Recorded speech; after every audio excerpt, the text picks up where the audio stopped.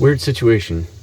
Not weird, but let's just say when you ask God to take charge of your life, when you surrender and say, I give you everything, come into my life and do whatever you need to do. You know what's best. Your thoughts are higher than mine.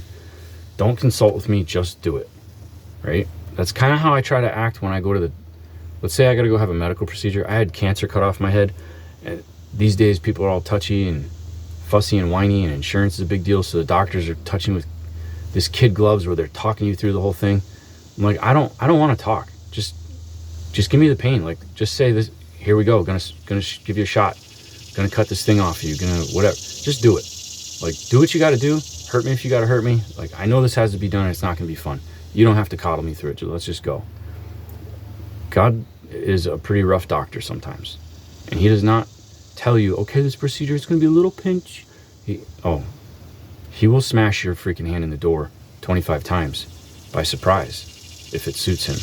And he's got the right. So when you surrender to God, you're giving him access to do those kinds of things.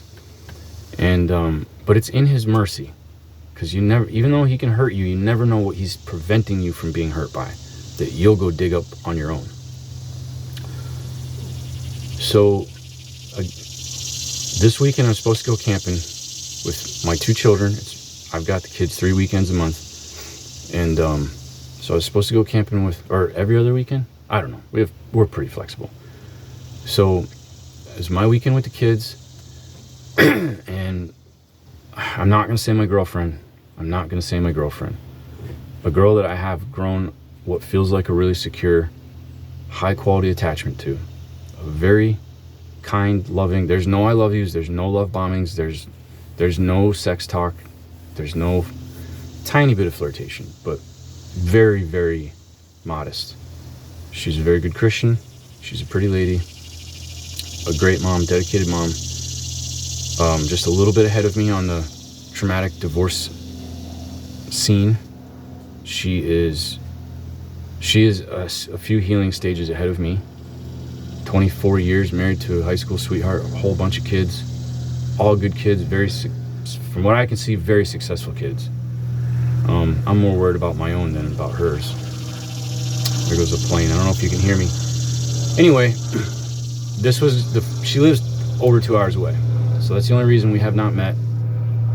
And also because we're both aware that we're still processing traumas and things like this. And I've made it, now that I'm single, instead of me in a relationship with anxious avoidant, I am the anxious preoccupied. But in a relationship with an avoidant, I'm very anxious preoccupied. But when single, I shift into a fearful avoidant zone. Like, I'm scared to commit to anything because I'm so scared that as soon as I commit to this better thing or closer thing or whatever, not thing, woman is going to walk by. So that gives me a lot of fear that I'm not going to be a cheater, and I don't want to hurt anybody. So I don't want to commit to something that I'm not going to stay committed to. So now I'm very, very gun shy. Whereas in the past, my mentality was just, we jump in bed, we screw around. If you consent, I consent. Hey, we'll worry about it. We'll worry about tomorrow when it comes. So I was very loose and free with who I would give my love to. And that's not acceptable to God. So now I'm very, extremely cautious and reserved and, worried that I'm going to displease the Lord. This is a daughter of God. He loves her. So she was in the car on the way to come camping. Now, today is Saturday. I thought that we would be going Friday. My son was going bonkers to go Friday. And with the animals, like with having to come home and feed and chore type stuff, because the pigs, it's hot, and the pigs, if they knock the water over, they could die in the sun. So going yesterday wasn't great for me. And I'm always a day behind in terms of packing up and being ready for anything, always. I'm terrible with time management. And and me and her were like on the fence about like, so are you want to come or do you not? Because we talked, this was like the one weekend where she was not going to have any kids and could just get in the car by herself and come out. We're going to go to the river spot, the crazy redneck river spot where we hang out at, where me and the kids got baptized. My ex-wife baptized me, which is a precious thing to me. So there's a fear, expressed, not like, I'm not talking through text, I'm talking through hours of speaking, just like I'm talking to you right now. Me and her have probably spoken 50, 60 straight hours, if I was to tally it all up. So we know each other really quite well, at least our stories, we know quite well. And I made it, very, very clear, all of the fears that I have, that, I'm afraid I'll hurt you. I'm afraid that, we are great for each other and we will get together and we will have a wonderful relationship that's now got a 2 hour, 2.25, 2.5 hour gap, like distance, where, you're anchored by your custody because, they're, baby daddy's right near her, baby mama's right near me. Neither one of us can uproot. She's got a house, I got a house. So how do you navigate that?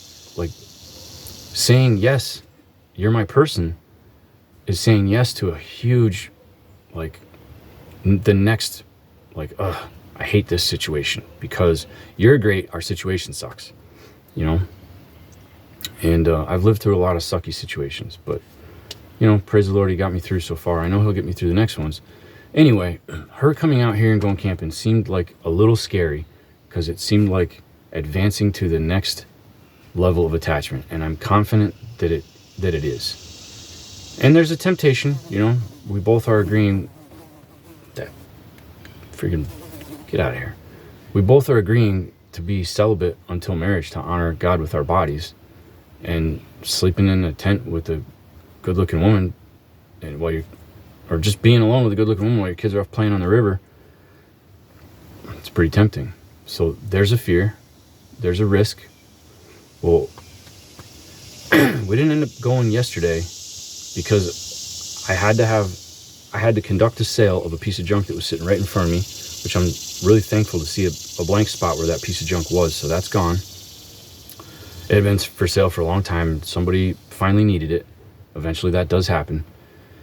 And the guy came down, and I know it was ordained by the Lord, because the guy comes down, and it didn't take very long. He was 70 years old. He didn't look 70. He was 70 years old. It didn't take that long before he's talking about his marital distress. Him and his wife are high school sweethearts, like 50-something years, married at 19, and they're both 70, 71, and they're in a separation right now. And they're both good looking. He showed me a picture. She's actually really pretty. I would have called her for 50, and she can definitely get a 40-year-old, which was weird for me to even say that. I couldn't believe that either one of them was 70. And how long they'd been together and how great their life is, but how their appreciation for each other has waned. And he ended up staying and talking for like 3 or 4 hours.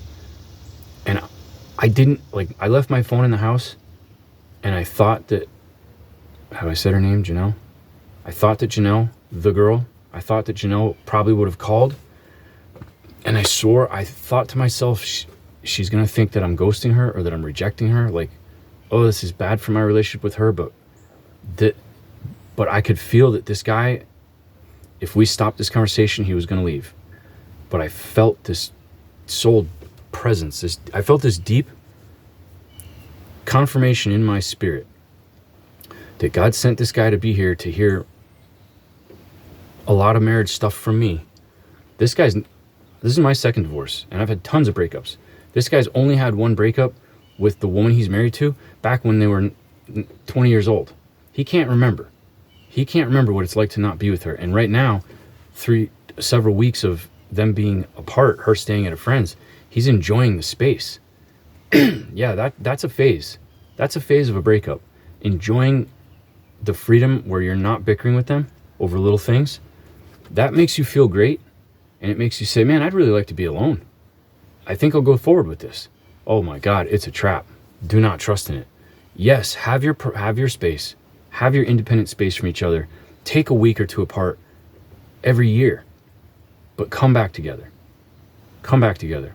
Because the pain of, I was saying to this guy, dude, he was saying, I'm in the fourth quarter. And it was like, yeah, you freaking dang sure are.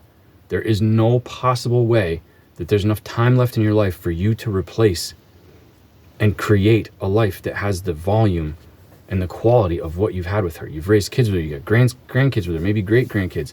You know, you've gone through all of the deaths, all of the traumas, the conflicts. You've had rupture and repair. Like, you don't grasp the depth of your relationship, and you have no concept right now of just what it will be like, the pain of losing it. You will find out it's the island that you built your life on. And when you throw it away, you'll find out you're out in a life raft in a big old ocean of alone. And dude, you might not live long enough to come to another island. Like, don't do it. I was like, don't do it. Don't do it. You know, God will take her or take you. You know, you two will end up single at some point again, whether you like it or not, because you're not likely to die together unless you try to. And but don't be the one that pushes it on yourself.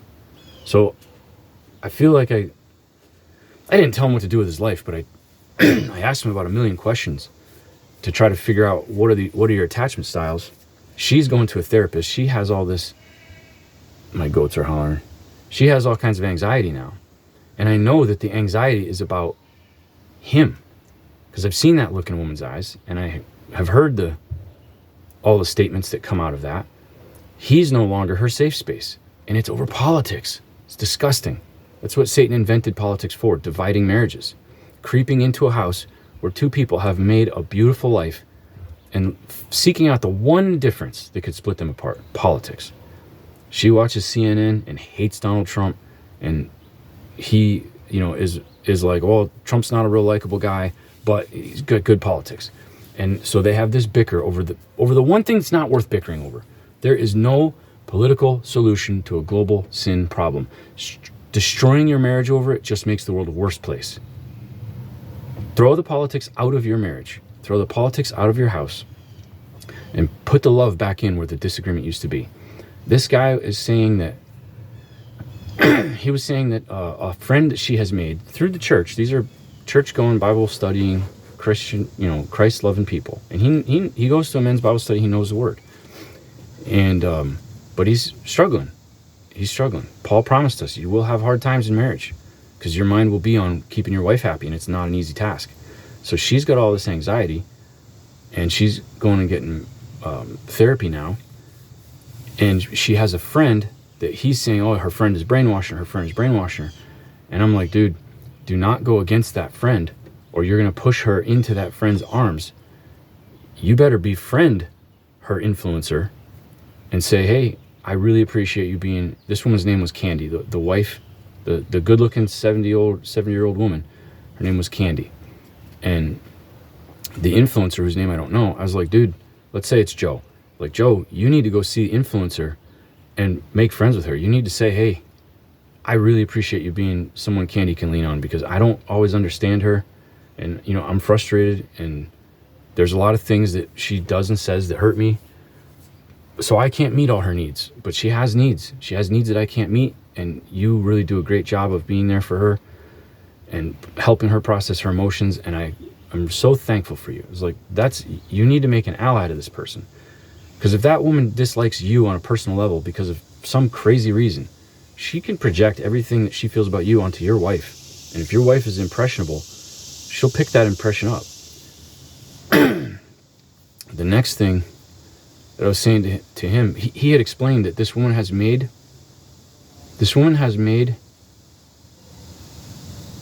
his wife feel like she is a different breed of chicken in a hen house that's full of a single type of chicken, because of a childhood experience where the influencer as a kid had chickens, and she remembered having all slick feather chickens and then one that had a different rougher type of feather texture, and the pack would peck that singularly different chicken. I think they pecked it to death because it was different. And she has projected this thing onto Candy, the wife, and Candy is the one that hates Trump and has a left-wing perspective, or, you know, a center left in a mostly right-wing social network, a family environment. So she constantly feels belittled and attacked. She feels pecked senseless by the whole rest of the pack that all lean one way, which is exactly what politics does. So she's not wrong about how she feels. This woman, this influencing woman, just helped her put words to the feeling. And I was like, Joe, buddy, listen to me. If you want to keep your marriage, you need to decide you need to decide who's going to go to bed with you tonight, Candy or Donald Trump. You know, the past is a pretty good indication of the future. If Trump's never been in bed with you before, he's probably not going to be with you in the future. He's not going to coddle you and comfort you and tell you he loves you. I mean, he might just to get your vote, but that's only, whatever. This woman has been with you. Like, she's what you can count on. You don't need to worry about politics. Ban politics in your house. Every time politics comes up, say, let's sit down for Bible study. Honey, let's grab that devotional right there. Let's sit down and read this husband and wife devotional so we can remember how much we love each other, no matter our differences. And furthermore, and this, gentleman, you watching, if any of this is resonating with you, this is probably one of the most important things.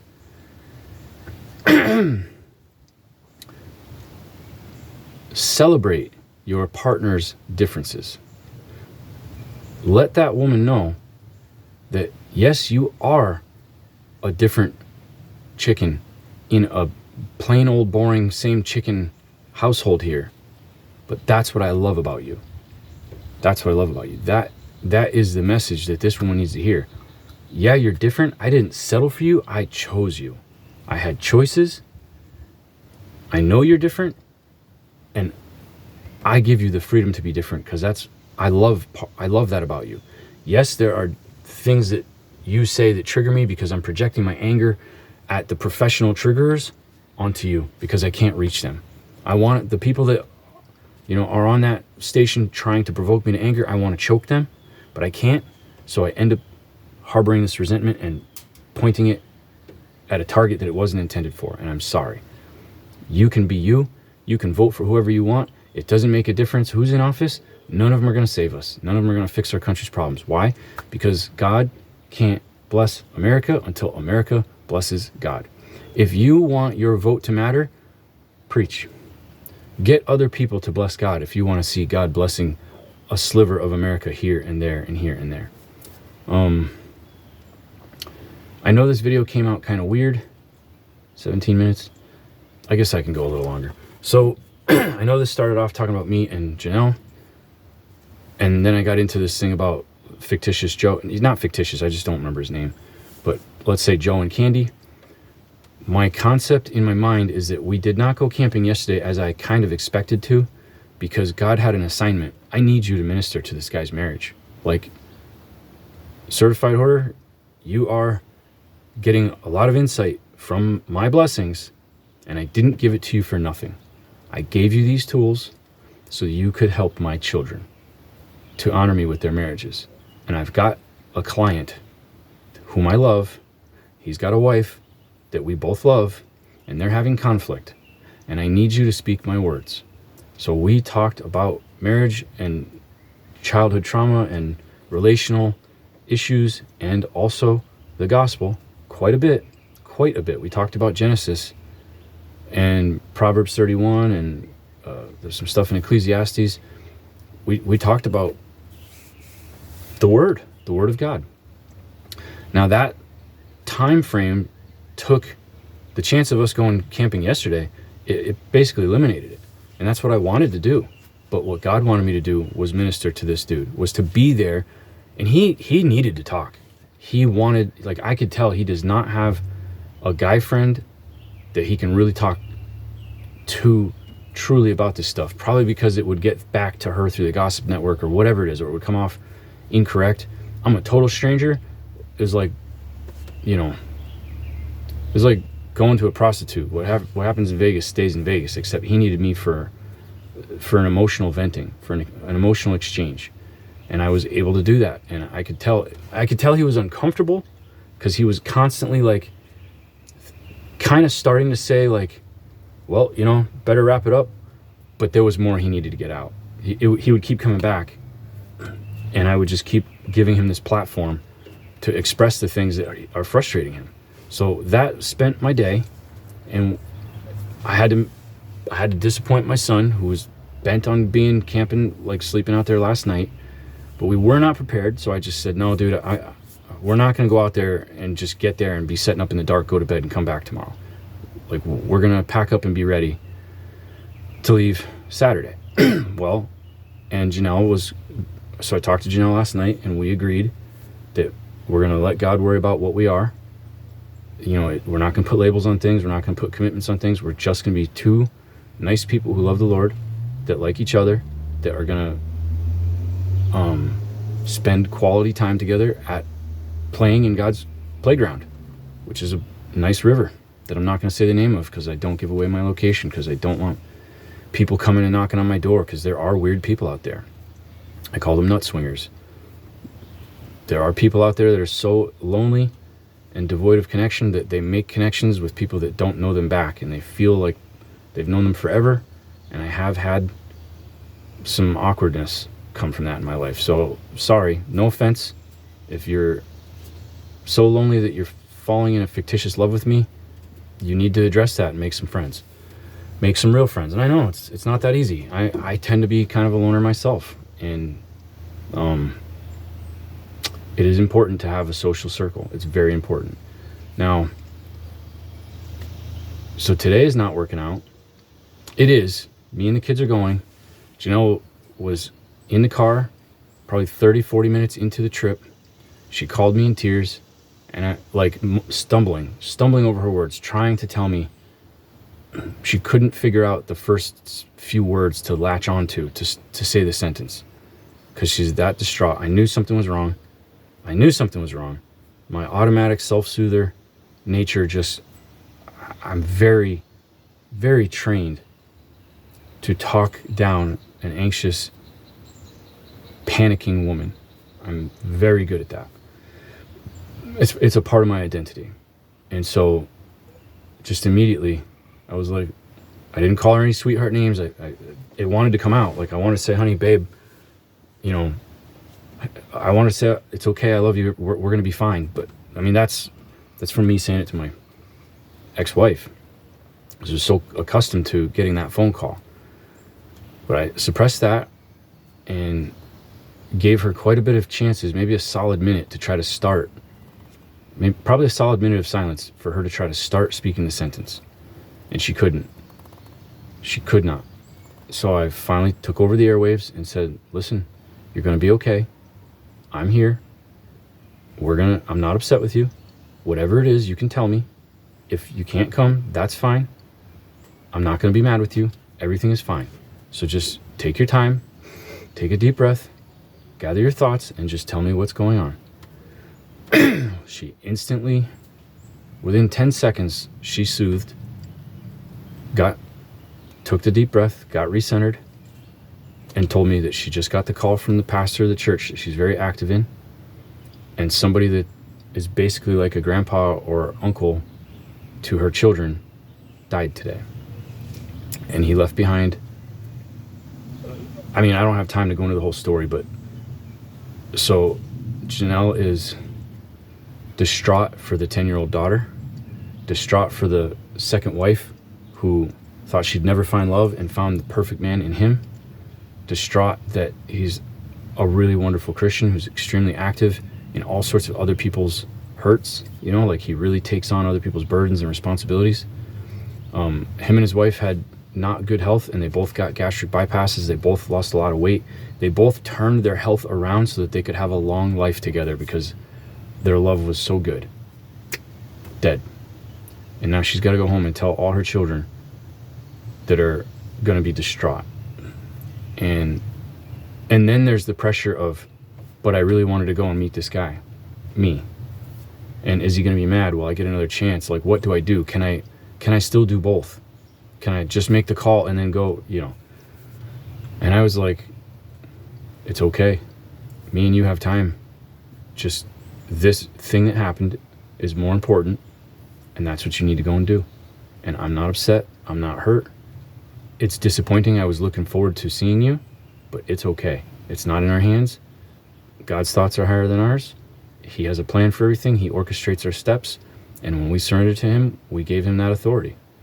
So go. You need to be there for your family. You don't need to be here for me. You need to be there for your family. So that's what I want you to go and do. Like, turn around. Like, are you able to drive safely? You know, yada yada. So I'm now about, and I told my kids, and I'm all packed up, and I'm about to pop over to Dollar General, get the ice. I'm gonna get a kiddie pool, fill the kiddie pool with water in the pig pen, you know, a $10 little bitty one. Fill that with water so that them pigs will splash around in that instead of knocking over their actual drinking water. Should have done that a while ago. I think I might even take a dog with me, with us, now that we have extra space in the car. I really have never taken the dogs anywhere because there's always other dogs, and I'm always concerned about a fight. But I think we'll actually take maybe take Roxy. And I am also concerned that's going to distress the other dogs. I guess there's only one way to find out. It's hard to not read into this circumstance because, you know, God just put someone in my life. You know, he said, hey, I need you to stop what you're doing. I've got a job. I need you to work on this. I worked on it. And now there's another, like the very next day, there's another like, hey, nope, your plans, not gonna happen. My plans. Why? He doesn't tell you that. God does not tell you that. Part of your faith walk is not knowing what he's up to, but trusting it's the best thing for you. So just like when your kids are so mad at what you're doing, but they don't understand because you're not obligated to tell them what you've got up your sleeve. It'd be like you're trying to take your child to a surprise birthday party and they throw a hissy fit because they wanted to go do something else. And you're like, get in the car now.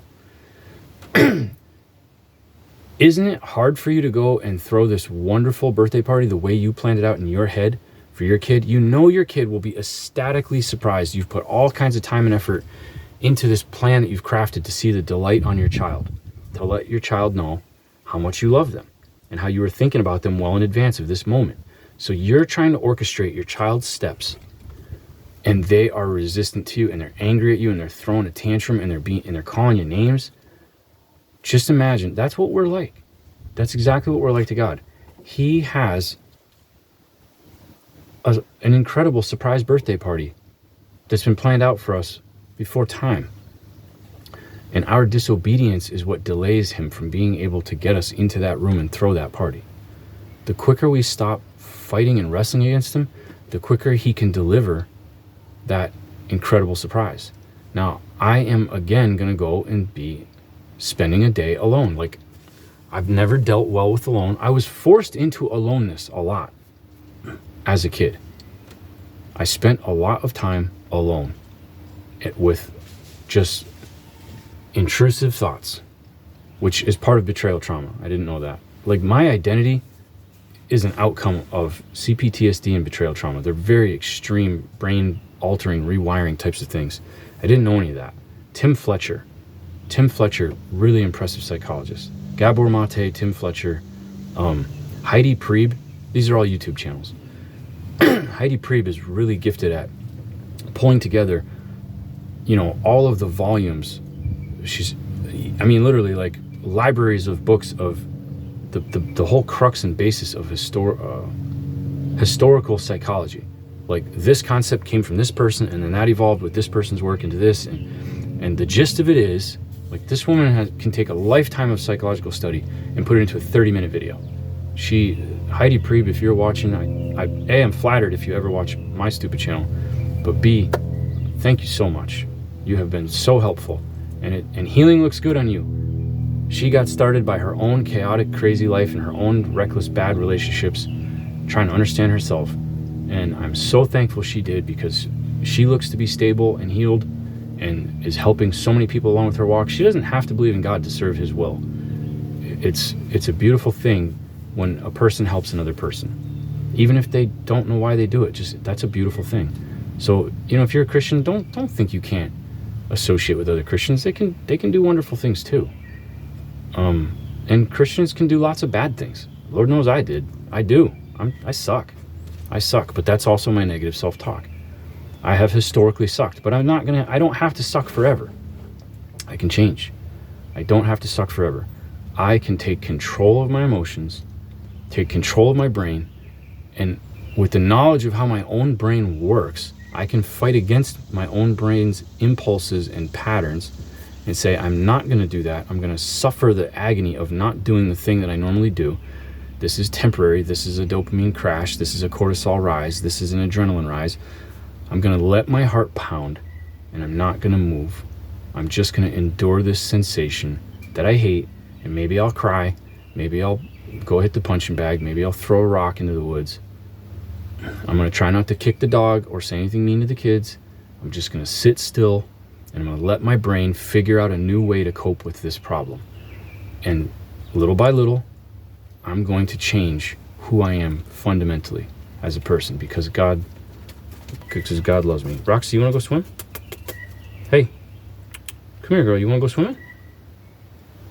You're a good girl.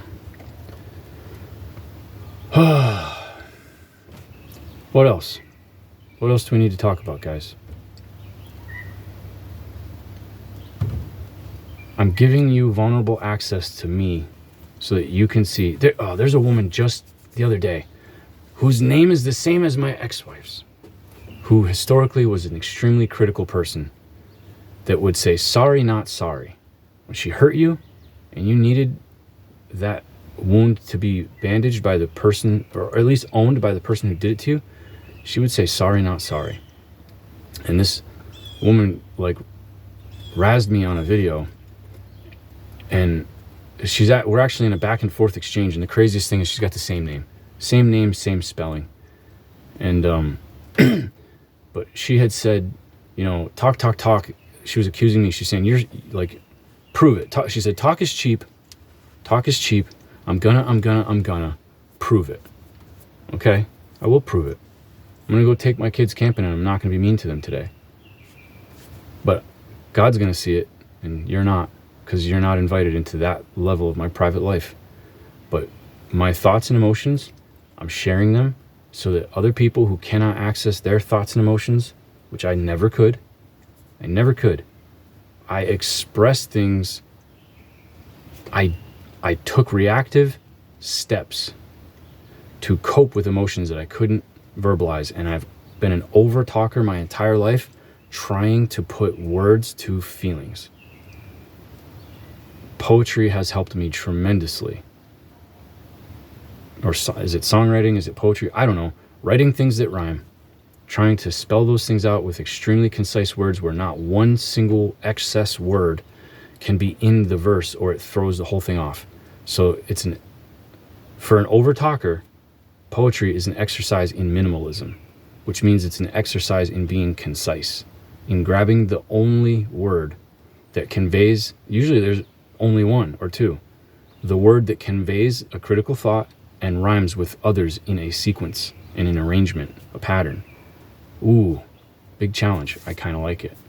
I'm kind of good at it.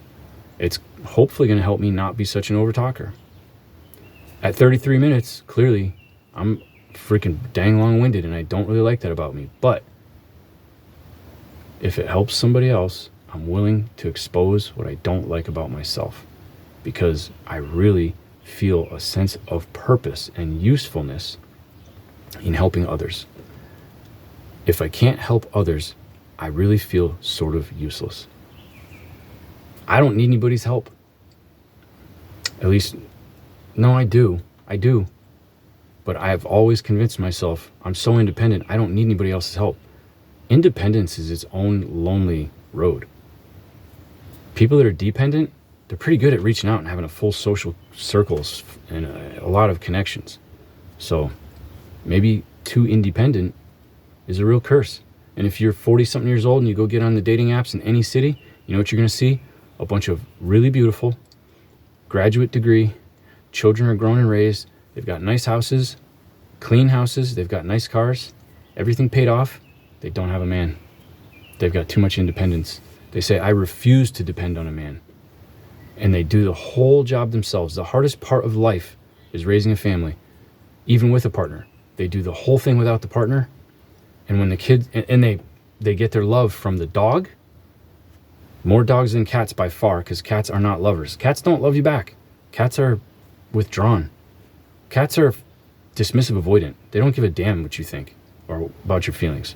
But dogs, they're expressive. They care. A dog sees you're down, it comes and puts its head in your lap and says, I love you.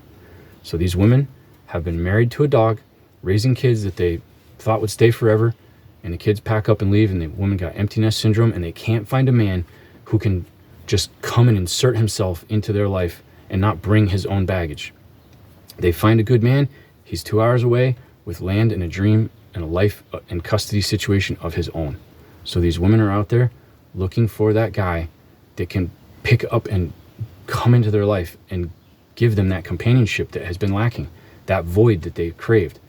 Men are terrible at staying single. I encounter women, independent women, who've been single like 7 years. Oh, the horror. That much alone time in your own head. The horror. That's enough, guys. This one's getting long. Thanks for watching. Appreciate your time. God bless you. Praise the Lord.